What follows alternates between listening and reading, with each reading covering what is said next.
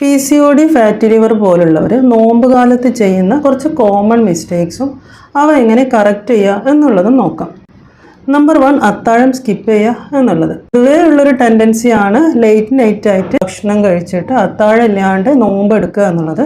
ഇതൊരിക്കലും ചെയ്യരുത്. കാരണം ലോങ് അവർ ഫാസ്റ്റിങ് നിങ്ങൾക്ക് ശരീരത്തിന് സ്ട്രെസ് ഉണ്ടാക്കുന്നുണ്ട്. മാത്രമല്ല നമ്മുടെ ബ്ലഡ് ഷുഗർ ഇംബാലൻസ് കൂട്ടാനും കാരണമാകുന്നുണ്ട്.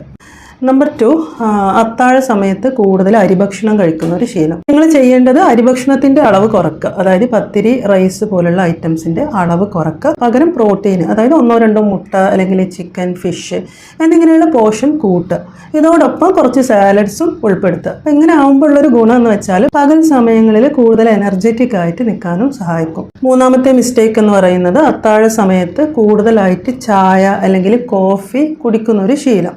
ഇത് നല്ലതല്ല. കാരണം ഇവ രണ്ടും ഡീഹൈഡ്രേഷൻ ഉണ്ടാക്കുന്നുണ്ട്. പകൽ സമയങ്ങളിൽ കൂടുതൽ ദാഹം, ക്ഷീണം എന്നിവ ഉണ്ടാക്കാനുള്ളൊരു റീസണാണ്. നമ്പർ 4, അത്താഴ സമയത്ത് കൂടുതലായിട്ട് ഫ്രൈഡ് ആയിട്ടുള്ള ഐറ്റംസ് കഴിക്കുന്ന ശീലം.